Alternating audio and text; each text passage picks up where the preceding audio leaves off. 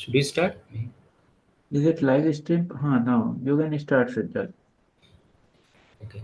Good afternoon, everybody. So I'm very happy to introduce Mihir Sheth. So today he will be speaking on the structure theory on the reductive group, and Mihir is from IISc Bangalore. Mihir, over to you. You can start now. Yeah, thank you, Sazzad, for the introduction. Am I audible Yes, clearly? yes, we can hear you. Yeah, okay. I also want to thank the organizers for inviting me to give few lectures in this lecture series. Although I am sorry that I had to cancel one of my lecture, and today I will be giving the remaining lecture. So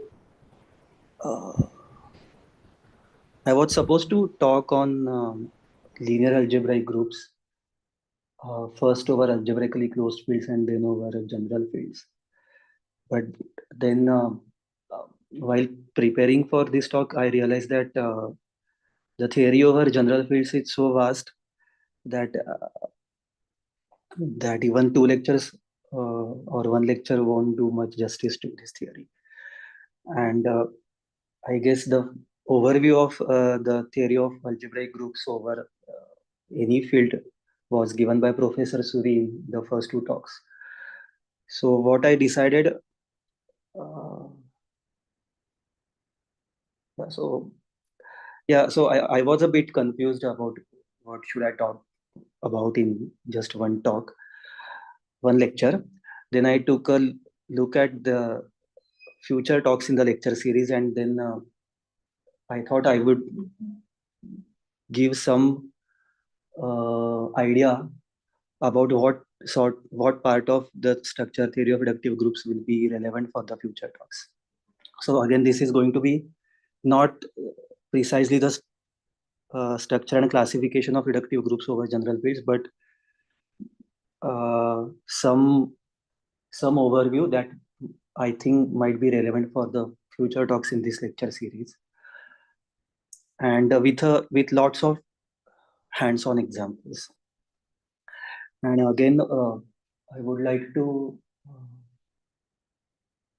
warn you that I'm myself new to this subject over general field, the theory over general field. So if there are any mistakes, feel free to correct me.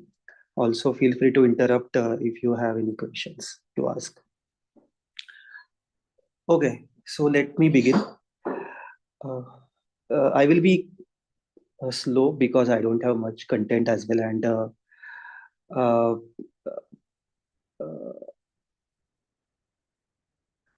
yeah, so I will try to keep my talk as simple as possible.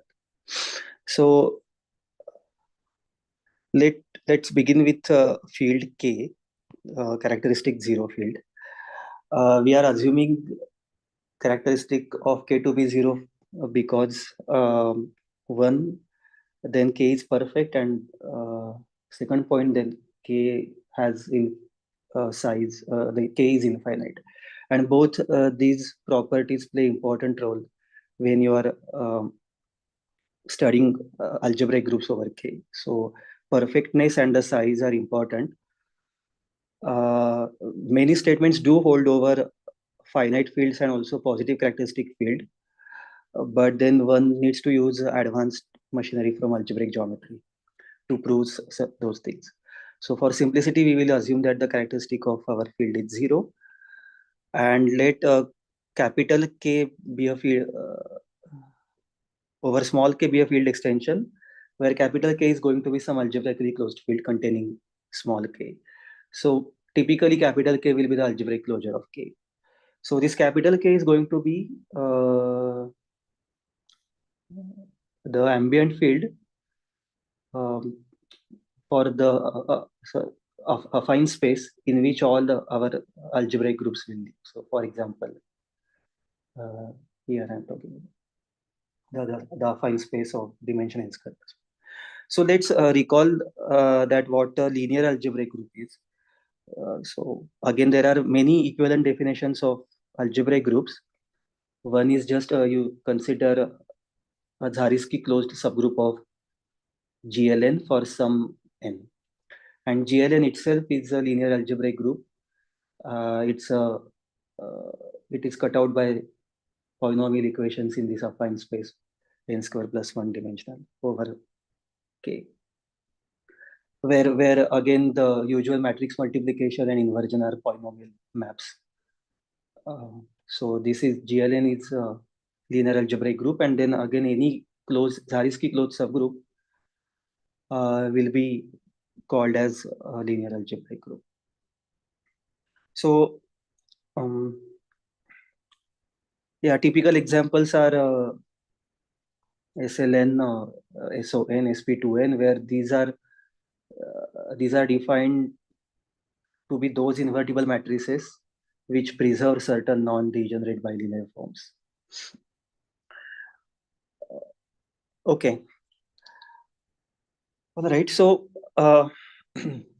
all these groups are defined over some algebraically closed field.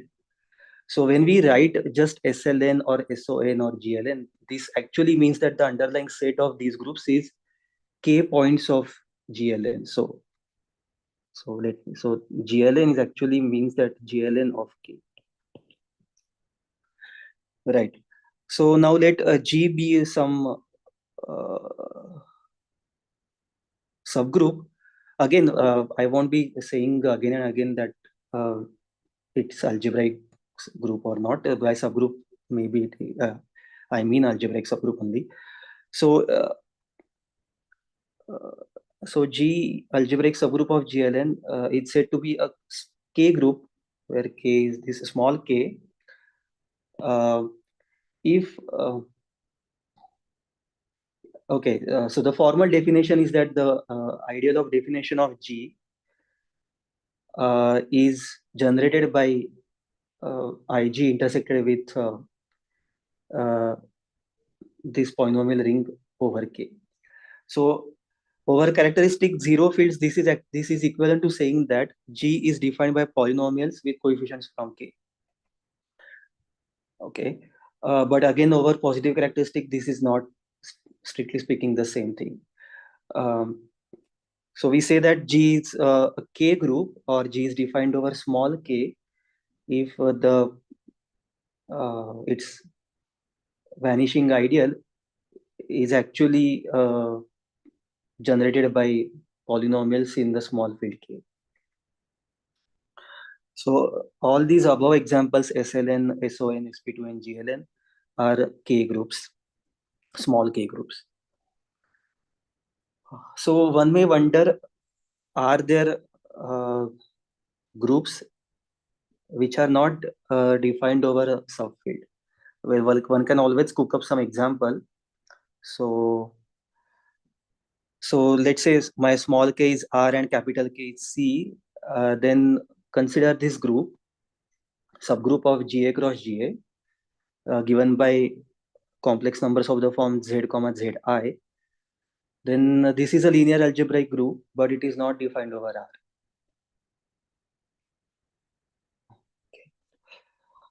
Okay. If there are students, just let me know if you have any questions. I'm trying to understand these basic notions.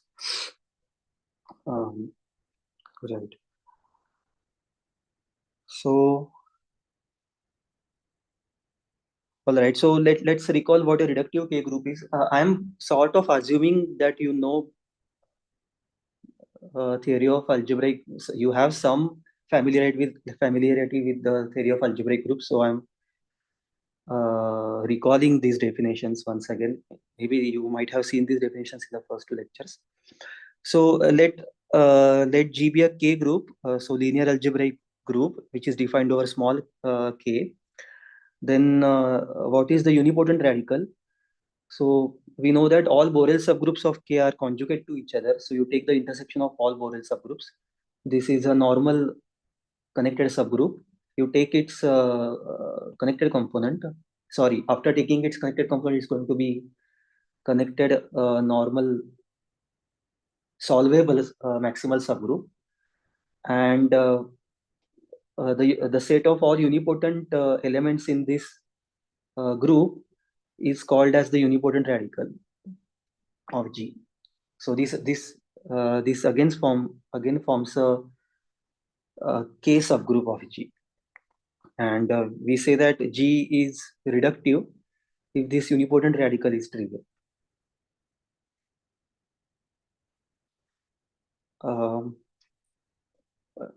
Over characteristic zero fields, there is a equivalent definition of reductive groups. Which is that any algebraic representation of G is completely reducible. Actually, this is why the name reductive is given to such groups, because the category of algebraic representations is semi-simple or completely reducible. That's why these are called reductive groups. And furthermore, if G has a finite center, then G is said to be semi-simple. Again, the name comes because the category of algebraic representations is semi-simple. Over characteristic zero field, again, this is important here. All right, so what are examples of connected reductive K groups? Again, all the examples that we saw in the first slide are reductive K groups. GLN, SLN, SP2, and SON, and so on. So for GLN, let's quickly recall why the unipotent radical is trivial. Just consider the upper triangular Borel and lower triangular Borel. Their intersection is going to be diagonal matrices, and the unipotent part of diagonal matrices is just trivial. So this shows that GLN is reductive. SLN, well, there is, okay, to show that these other groups are reductive, one needs to do some more work, but for SLN, maybe, yeah, SLN is in fact the radical itself is trivial, and therefore unipotent radical is also trivial. So,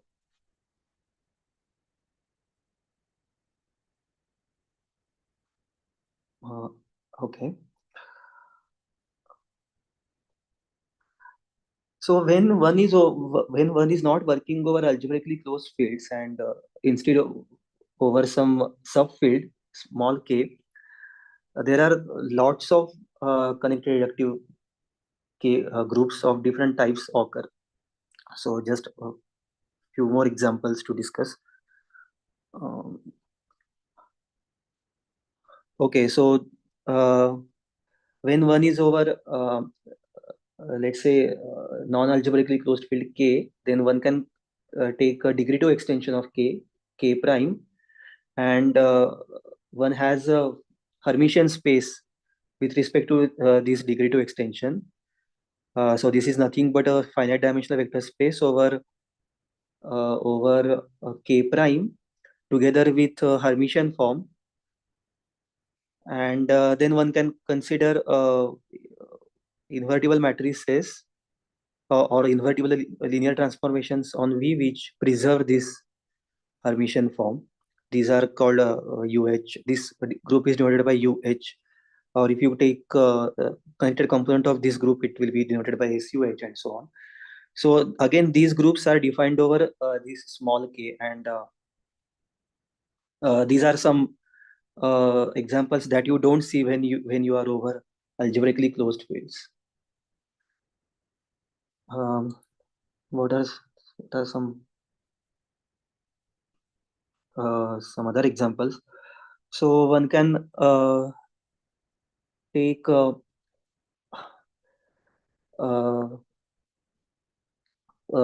again consider K which is not algebraically closed, characteristic zero field, and take a finite dimensional central simple K algebra denoted by B, and then one can define a K group.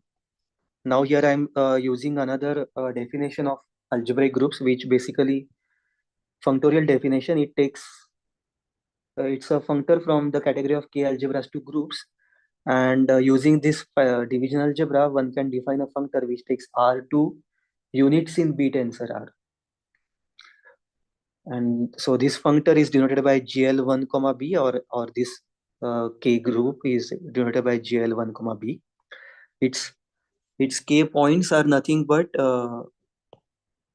the units in B. Okay, GL. All right. Again, one has this functor which is called restriction from big K to small k, which again represents the functor which takes K algebra R to uh, big K tensor R points of G. Again, this kind of group don't make sense. Makes sense only when you are given some subfield of your algebraically closed field. So all these are connected reductive small k groups. What are some non-examples? Well, again, you know that additive group is not a reductive group because because the group itself, the whole group itself is unipotent, so it's non-trivial. Or upper triangular matrices in GLN, they are again that is also not a reductive group. I mean over capital K or over small k, whatever. It's not reductive because the unipotent part is non-trivial. Okay. Right now let's look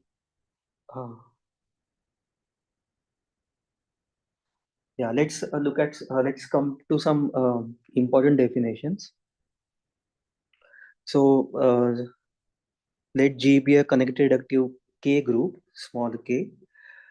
G is called split over small k or small k split if G contains a maximal torus T, which is defined over small k, and T is isomorphic to product of some copies of a multiplicative group over K.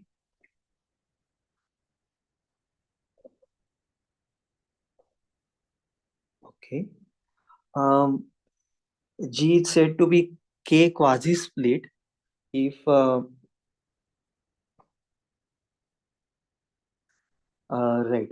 if G contains a Borel subgroup which is defined over K. So let's look at these two definitions carefully. So when G is a K group, G always contains a maximal torus which is defined over K. This always happens, but we say that it is K split if that maximal torus is of this form. It is isomorphic to some product of multiplicative groups.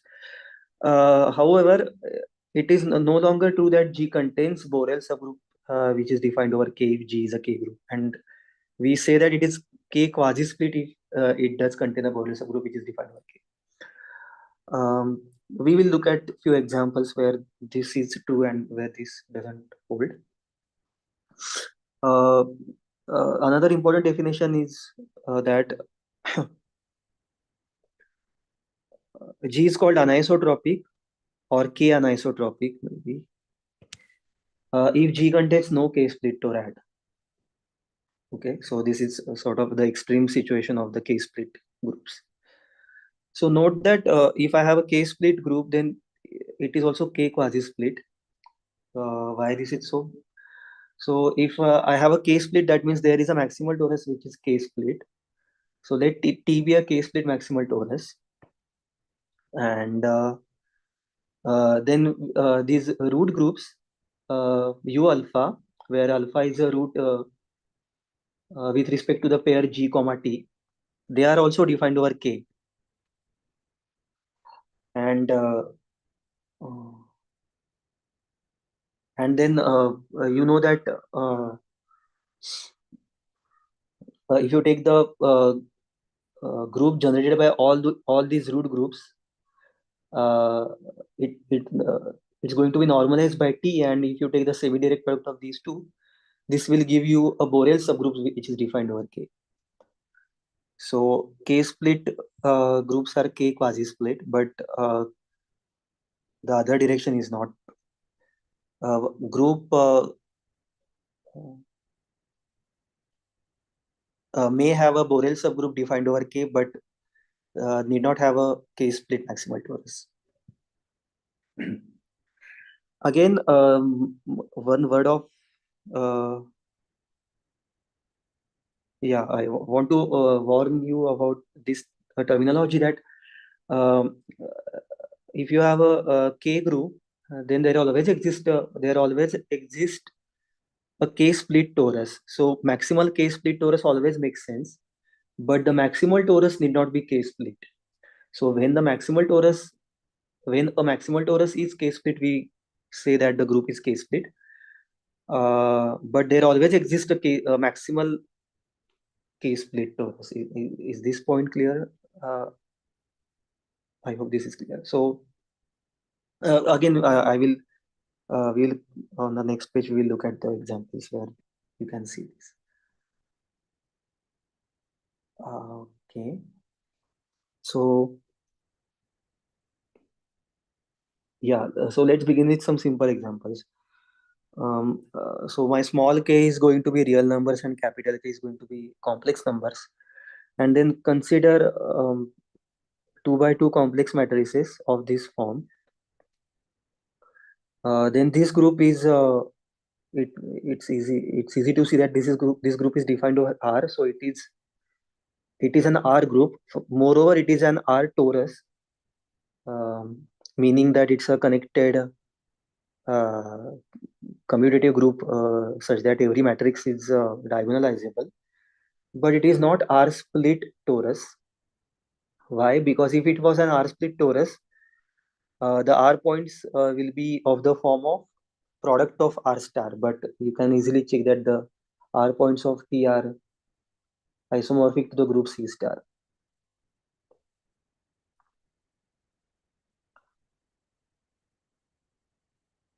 Okay. Okay, so then this is not R split torus. The question is whether it is R anisotropic or not. It is also not R anisotropic because it contains R split subtorus. It doesn't contain so the maximal torus here the group itself, which is not R split, but it does contain a subtorus which is R split, and which is nothing but the diagonal. You just look at the diagonal matrices A comma A. They are going to be they are going to form R split subtorus. So this group does contain a subtorus which is R split, but the group itself is not R split. And since it contains R split subtorus, it is not R anisotropic. Then what is an example of R anisotropic? Well, you can consider a subgroup of this torus, which is of this form. You look at only matrices whose determinant is 1.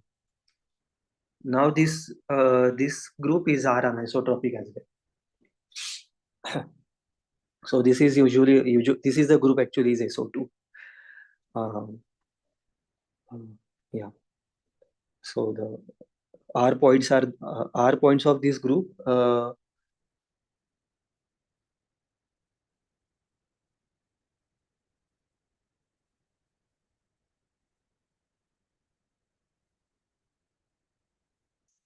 Yeah, R points are going to be circle, the usual circle in C star, where the R points of this torus was the whole C star.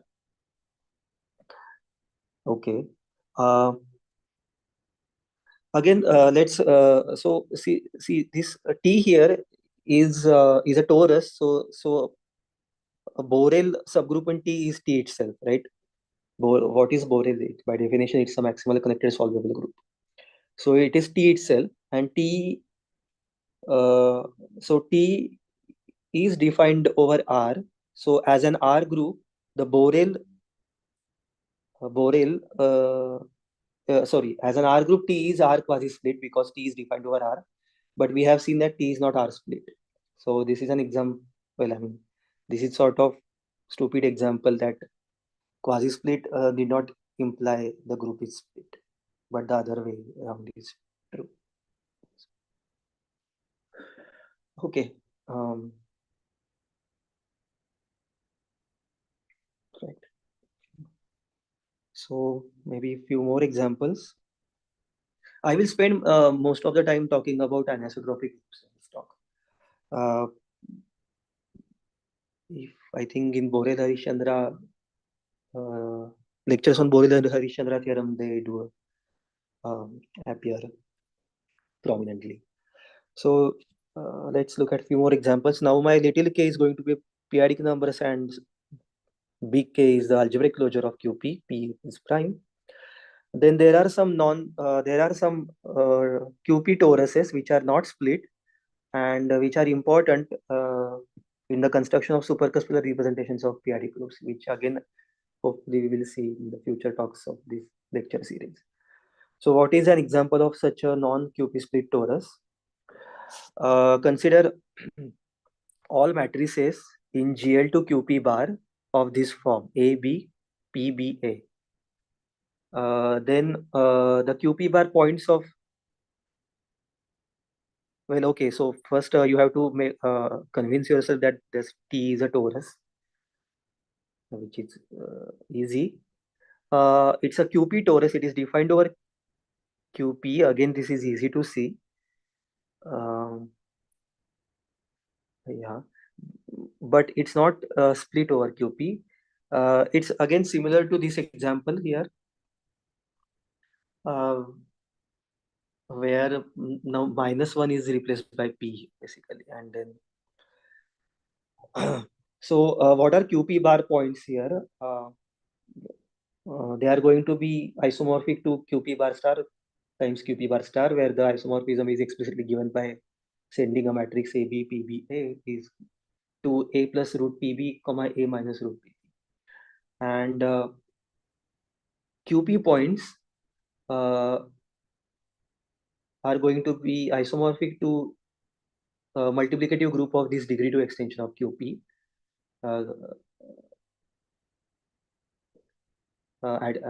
QP adjoined with root P. Again, you can see the similarity with this example. Here, the R points of T is the multiplicative group of C, degree 2 extension of R, which is actually generated by taking square root of -1.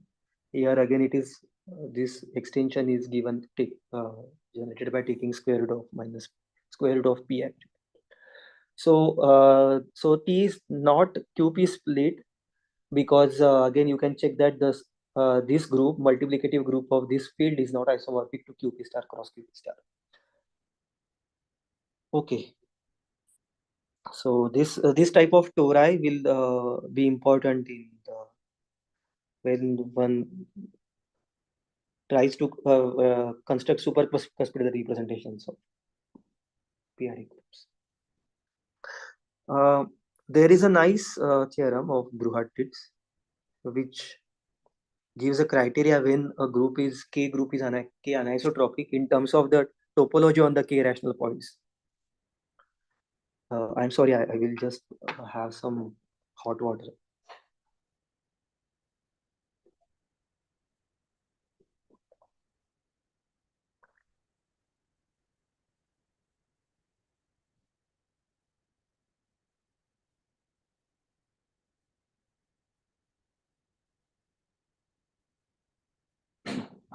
Yeah, sorry. Yeah, so we are looking at anisotropic groups defined over a smaller fields, and when yeah, and I was mentioning the theorem of Brouhard-Titz, uh, which uh, which gives a criteria which relates the algebraic notion of anisotropicity with the topology on the K rational points of your algebraic group when K is a topological field. And what kind of topological field? It's a local field. So again, I heard that the previous lecture was on local fields. So I guess you are aware of what local fields are. So when K is a real field or a periodic field of periodic numbers, then there is a natural locally compact topology. Well, by definition, there is a locally compact topology on such fields. And then if you consider the K rational points of a K algebraic group defined over K, then this group is also a locally compact topological group. Essentially, this is coming, I mean, you can view this as a closed subgroup of GL and K, right? So the subspace topology is the locally compact topology. So this theorem says that if my algebraic group is K anisotropic, where K is either real numbers or periodic numbers, if and only if the K rational points of G is compact for the locally compact topology on GK. So the reverse direction is kind of obvious. Not kind of, it is obvious, because if this is compact, then G must be K anisotropic, because if G was not K anisotropic, then it means that G contains a split K torus, right? So if G contains a split K torus, then GK is going to contain K star as a closed subgroup. So if but GK is compact, so closed subgroup of compact groups are again compact, but K star is not compact for if K is R or QP. So the reverse direction is obvious. The forward direction is the difficult part of this theorem, and my plan is to show you the proof of this theorem, but at the end of this talk. So it's going to take some time. Before that, let me come back to a few more examples of K anisotropic groups. Okay, so are there any questions so far? So I'm going to give a few more examples of K anisotropic groups. Then we'll talk about some relative theory, and then come back to the proof of this Brouhardt's theorem, forward direction. That's my plan for the remaining half an hour of this talk. Are there any questions?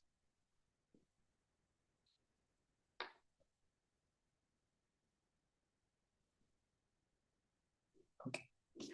Okay, if not, yeah. So yeah, let's look at a few more examples. So this again, the terminology anisotropic comes from the theory of quadratic forms.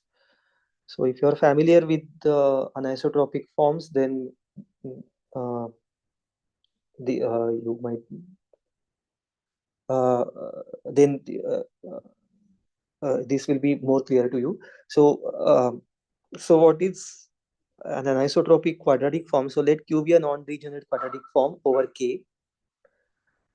Okay, and then we say that not we say that the K consider this group SOQ. So how is this defined? So this is essentially so quadratic form corresponds to a non-degenerate symmetric bilinear form on a finite dimensional K vector space, right? And then if you take all invertible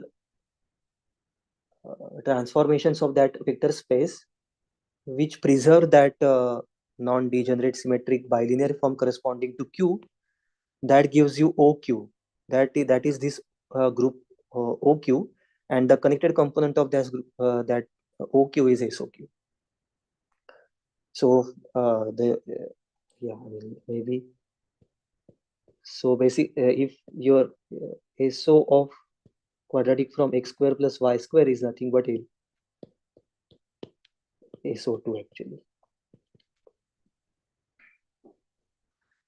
Okay, so the yeah, again this group is again defined over K, and the K group is K anisotropic if and only if Q is anisotropic. That just means that Q does not represent a zero over K. So Q does not have non-trivial zero over K. So again, I mean the quadratic form x square plus y square over R, this doesn't have any zeros. So that's why SO2 is R anisotropic.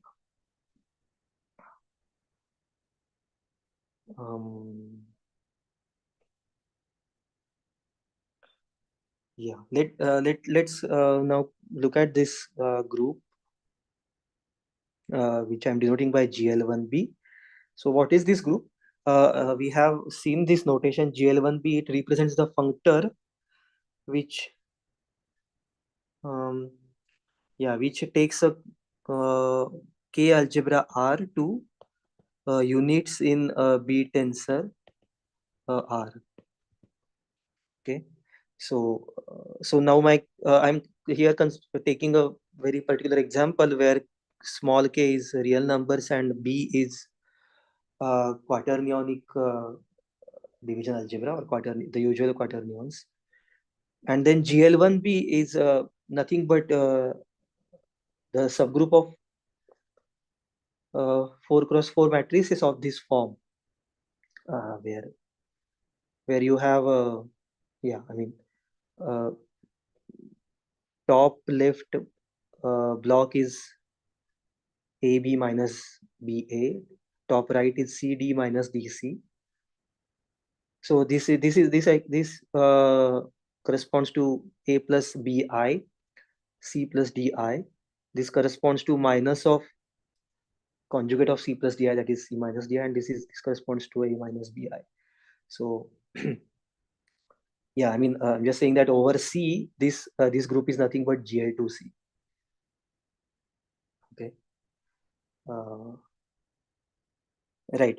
GL1B is not R anisotropic because again it contains R split torus, which is given by this diagonal A matrices. But if you consider SL1B subgroup of GL1B, which consists of all determinant 1 matrices of this form, then that is going to be R anisotropic. And this is also a group which is not R quasi split. GL1B and SL1B. The Borel subgroup is not defined over R. So again, this is non-R quasi split. Okay, so we have seen some examples of anisotropic groups over arbitrary fields, like for example here, or over local fields like this. What about over global fields? So over global fields, there is a very beautiful criteria by Godma.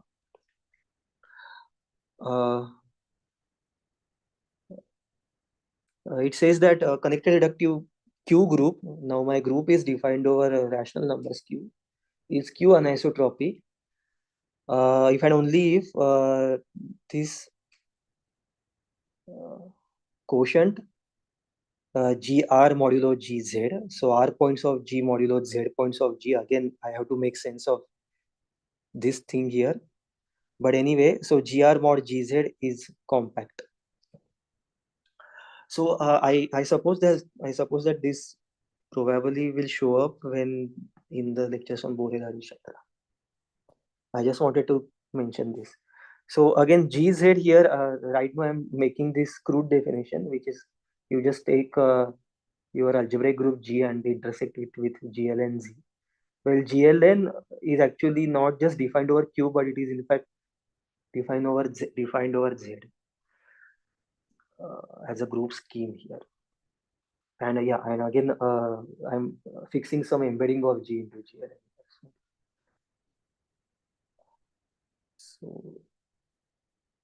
So this is one way to understand anisotropic groups over global fields. Mihir, there is a question in the chat box. Okay.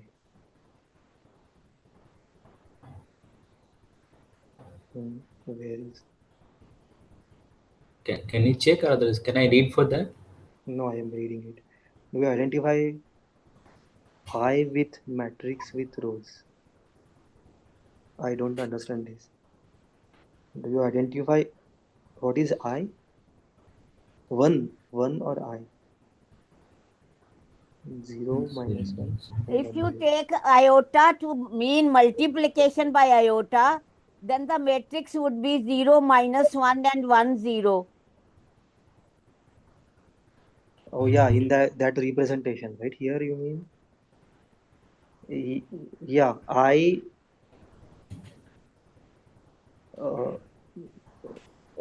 I mean, I don't. So right. Okay. So what I was saying is the following. So GL1B, this group, algebraic group, its C points are GL2C. And how do you see this? So basically, the isomorphism here is given by, you take a matrix of this form and send it to GL2C, right? So how? Yeah. So it's given by yeah, A plus um,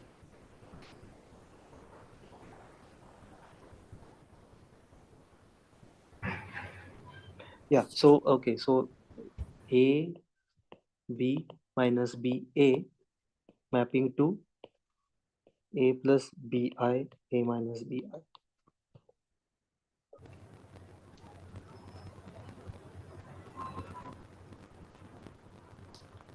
So is that what you were asking? So yeah, I in that isomorphism, I corresponds to yeah, 0 1 minus 1 0. I mean, only this 2 cross 2 block I'm talking about here. You have to do it with this all other 2 cross 2 blocks.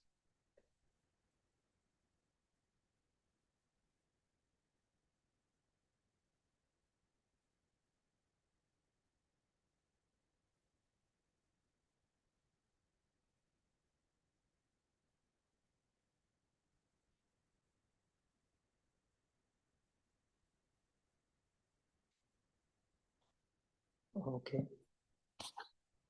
I don't know if I answered your question or if I understood it correctly. I'm not sure.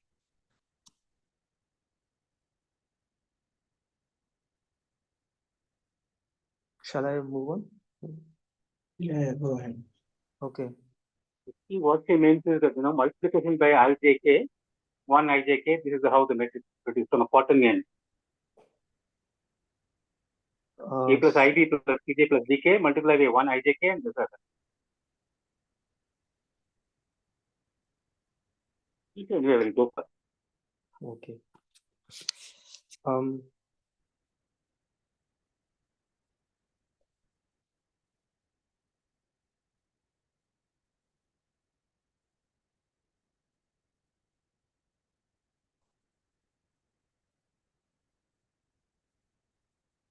Yeah.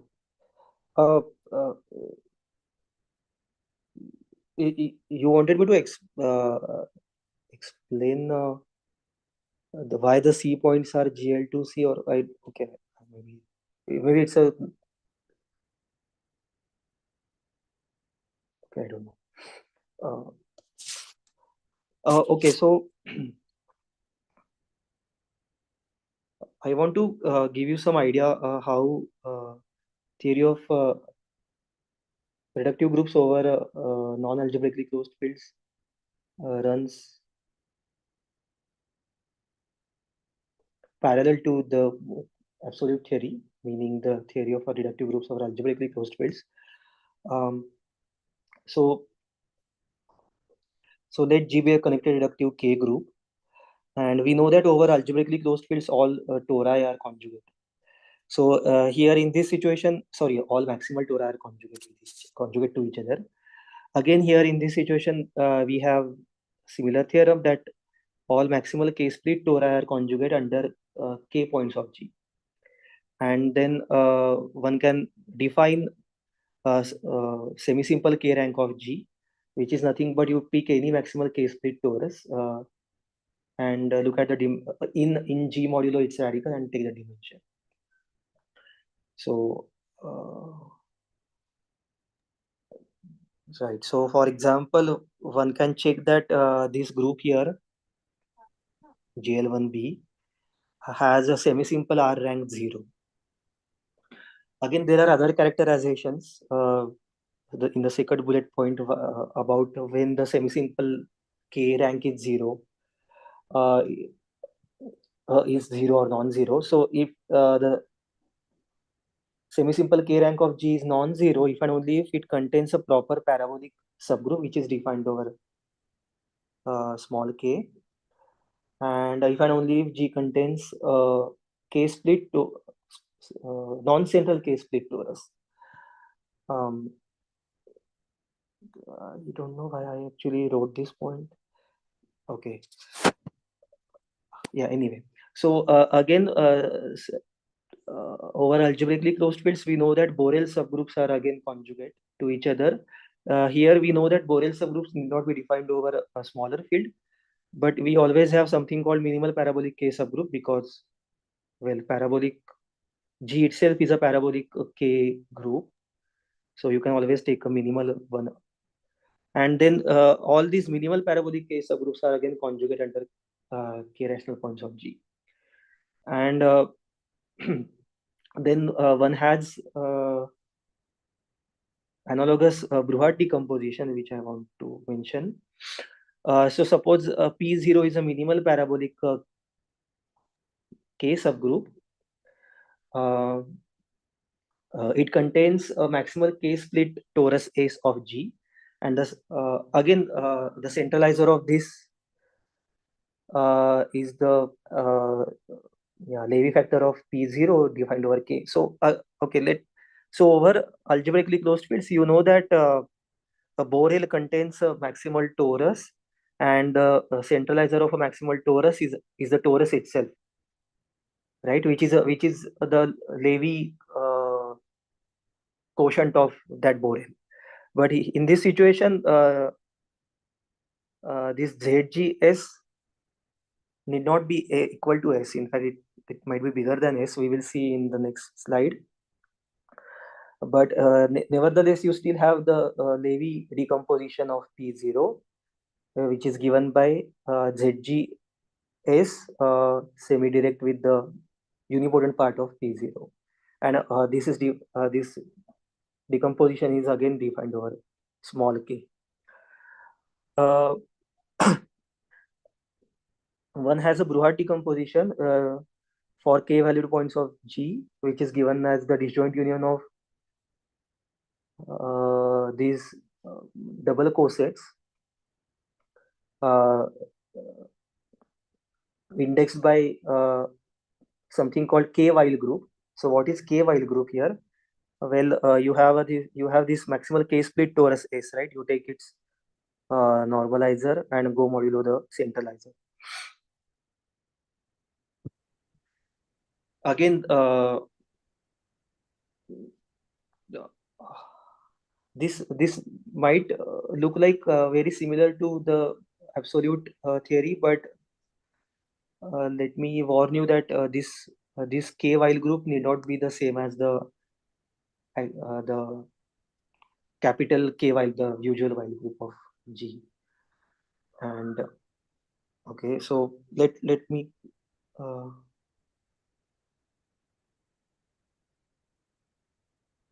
discuss one example here.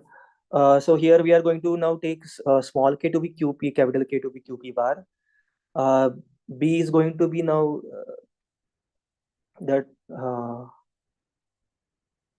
quaternions over qp. So this is the unique central division algebra of degree 4.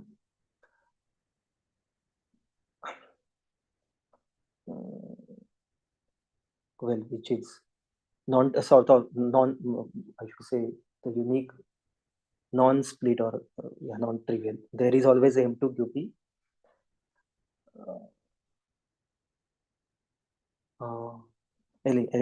Maybe central division algebra over QP of degree 4. Yeah, sorry, M2 QP is not a division algebra. Anyway, so okay, B is a quaternions over QP.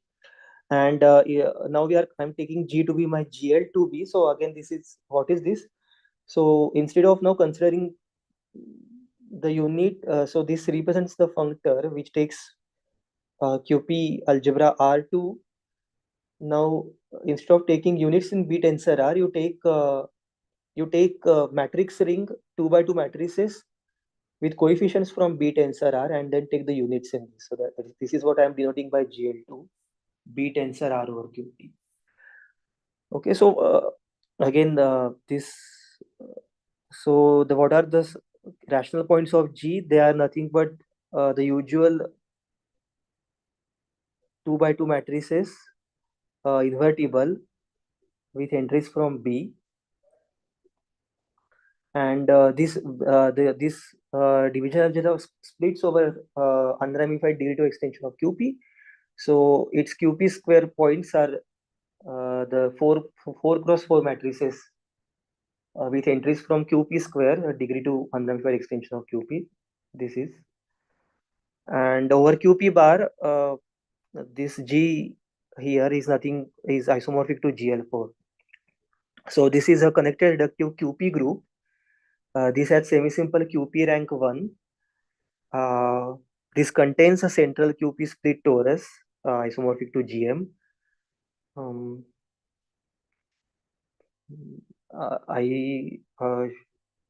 Well, these things are not difficult to check, I suppose, but I'm just reading it out. So let P0 be a minimal QP parabolic such that K rational points correspond to upper triangular matrices in GL2B. Okay, so and then S be a maximal QP split torus.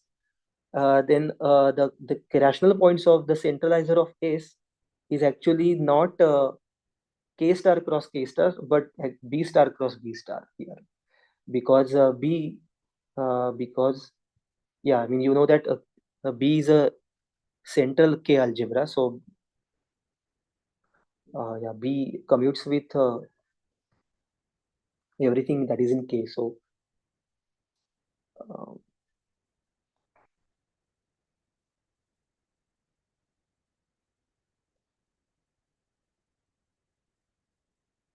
okay, right. I mean, the Brouillard decomposition for GK is then very much similar to what you know for GL2, let's say QP. They are going to be upper triangular matrices in GL2B, disjoint union with upper triangular times this matrix times again upper triangular matrices. Okay, so the one key difference I wanted to point out here is that this thing here, that the centralizer of a maximal QP split torus does not look like some QP star times QP star, but its K points actually look like B star cross B star here. Okay, so I will now come to the proof of this Brouillard-Tits theorem, one direction, that if I have, so my K is a local field, and if I have a connected reductive K group, which is K anisotropic, then the K rational points is a compact. So I will give some idea of the proof, what kind of statements are used to prove this theorem. And this is not the proof of Brouillard-Tits, but this is a more elementary proof by Gopal Prasad, which I found in the notes of Brian Conrad. I also checked the original paper, but I did not read it from that paper itself. So let's look at the proof for the forward direction of this theorem. And again, I'm explaining the proof when K is a periodic field. For real, it is sort of similar. So we want to show that G. So what do we know? G is a connected reductive group defined over QP, such that it is QP anisotropic. I want to show that QP points of G is compact. So again, note that compactness of GK or GQP is same as boundedness of GK. Because we are here,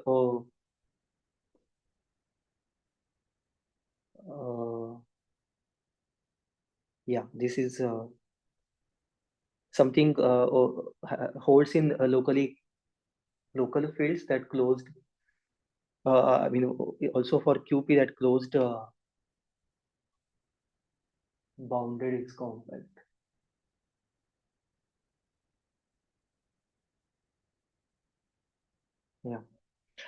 Okay. So right. So I will show that k rational points of G is a bounded set. So let's assume the proof is by contradiction. Let's assume that it is not bounded. Then there is one important step which we right now just assume, and the step is that there exists a element G in k rational point of G such that the group generated by G or this set itself is unbounded. So existence of such a G I will come next, but let's first assume that assuming this existence, let's first finish the proof. So there are few now reduction simplifications and reductions. So we by using Jordan decomposition, we replace small g by semi-simple G, and then again we replace this capital our group by connected component of the centralizer of this small g, so that now G small g is now in the center of my group G, and we know that for connected reductive groups the center is equal to the intersection of all maximal torus. So now my small g belongs to a maximal torus, which I can in fact take to be defined over small k. Okay, so now we have reduced to the situation that uh, my small g belongs to T, where T is k anisotropic. Okay, we know that well any torus splits over some finite separable extension. So if we are in characteristic zero situation, let k prime over k be a finite Galois extension over T splits, and then consider the group generated by G. It's going to be a subgroup of k prime points of T, which is isomorphic to some product of some copies of k prime star. Okay. Now by assumption we know that this set is unbounded. So if you view this G in this as a belonging to this group, some component of G is not going to be in the units of integral units of k prime. Okay, which I'm so this I mean O k prime star, that's what I mean. So using we can construct a k prime rational character on T base change to k prime such that chi evaluated on G is not an integral unit. This is just saying that G power Z is unbounded here. Okay, so now using this chi, we will construct a character which is now k character, non-trivial k character, and which will contradict the fact that T is k anisotropic.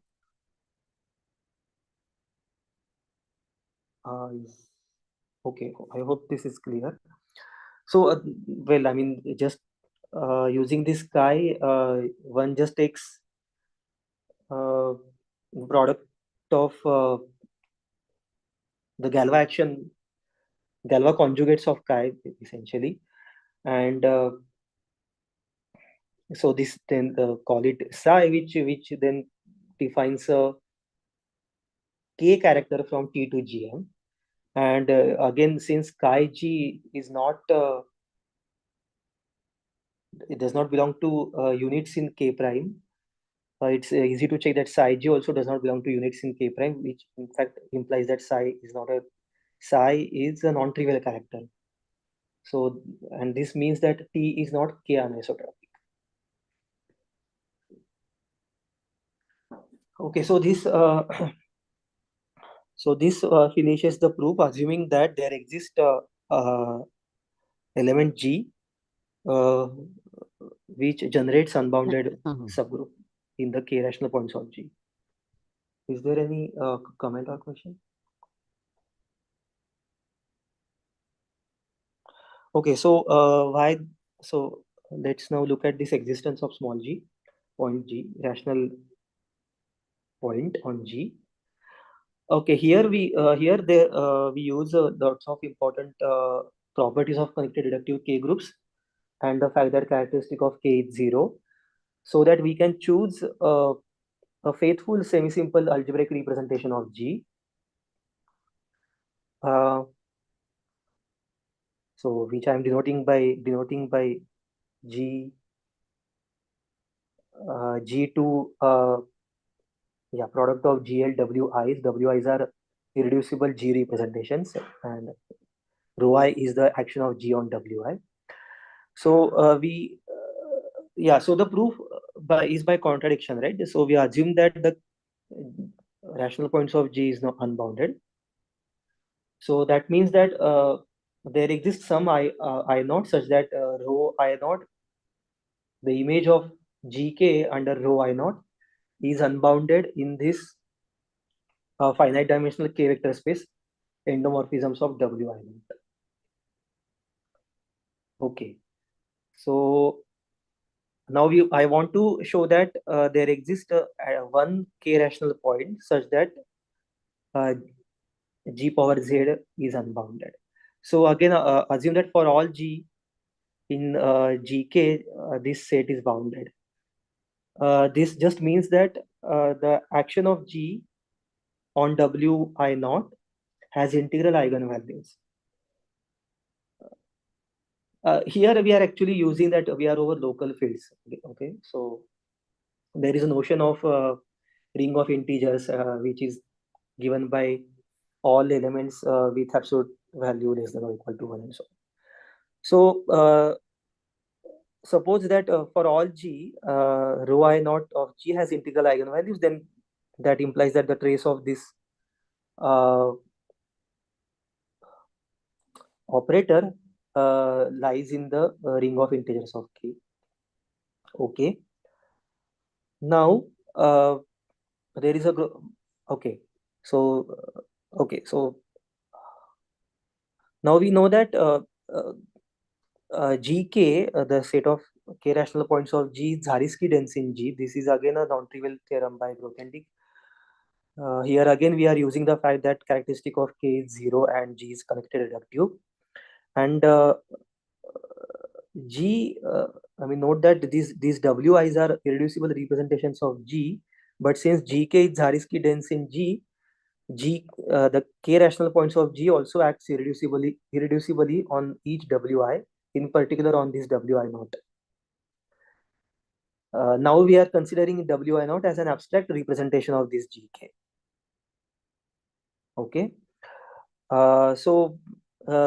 Yeah, we know that by Burnside that for irreducible finite dimensional representations over characteristic zero fields, the endomorphism algebra is, as a K algebra, is generated by yeah, I mean the rho of GK basically. So rho I naught of GK generates endomorphism algebra of WI naught. In particular, I can the rho I naught of GK spans as a K vector space this space W endomorphism of WI naught. So I can choose some vector space basis K basis of this algebra as a K vector space, I'm denoting that by rho I naught G alpha, and then I consider the OK lattice spanned by these basis elements in end KWI naught. Okay. Then again we have a trace pairing which is non-degenerate, because again these endomorphism algebras are semi-simple. This trace pairing is going to take when you restrict it to this lattice and rho I naught lattice cross image of GK under rho I naught, it's going to be mapped to OK because of this step here. But that just means that the image of GK under rho I naught lies in the OK dual of this lattice, which tells me that this itself is bounded, but which is a contradiction, because we know that we have assumed that GK is unbounded, so and we have chosen I naught such that rho I naught GK is unbounded. So this contradicts to the fact that for all G you cannot have that G power Z is bounded set. So therefore there exists a rational point whose group which generates a group which is unbounded, and using that we can show that GK itself is unbounded, and which implies that GK is compact. Okay, so I think I will stop here. Yeah, that's all I want to say. Let's thanks Mihir for the nice talk. Thank you. So, are there any questions?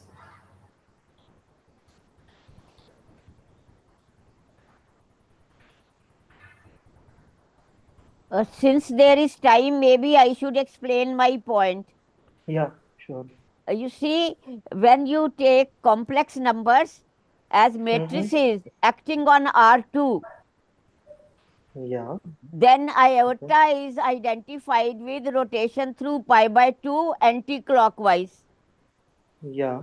Under that, the matrix will be 0, -1, 1, 0. Oh, you mean instead of A, B minus BA, you want A minus B, BA? Yes, Is yes, that? yes. Oh, okay, sure. It doesn't matter. Yeah, it doesn't matter. But if you identify with matrices acting on R2 to itself, real matrices, that is what you identify complex numbers as, then the representation has to be A minus B, BA. Yeah. Okay. Okay, is that right?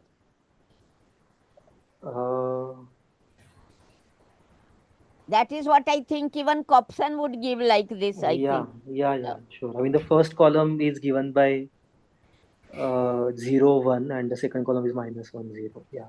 So yes. Yeah. Because 1, 0 goes to 0, 1, 0, 1, and yeah, 0, right. 1 goes to -1, 0. Yes, right. Okay, then. Thank you. And very good talk. Very good talk. Thank you. Oh, thank you. Yeah, Mihir, could you give some result of Harishchandra regarding this, the structure theory of reductive group? Because he has many results for representation of reductive groups, but is there any Harishchandra's contribution in the structure theory of reductive group? As far as I know, I don't know. I'm not aware of any result of Harishchandra which is about the structures of algebraic groups or Yes. arbitrary groups. I'm not sure. I don't know. Okay. Are there any more questions? If there is no more question, let's thanks Mihir for the nice talk. Thank you. Thank you very much. Thank you, Mihir, for the talk. Yeah. Thanks, Sazzad, for coming to chair also on short notice. Thank you, Devender. So Yes. next talk will be, when will be the next talk? 31st January. Sazzad. Who will be the speaker? Professor Ike Narayanan. We will talk about Plan-Carroll theorem. Okay, I think I have that. I think the same link will work, no? Yeah, same link will work whole trimester. Okay. But YouTube link keep changing. Okay. Okay, then we will close the Okay. session now. Thank you very much, Mihir, and thank you, Devender.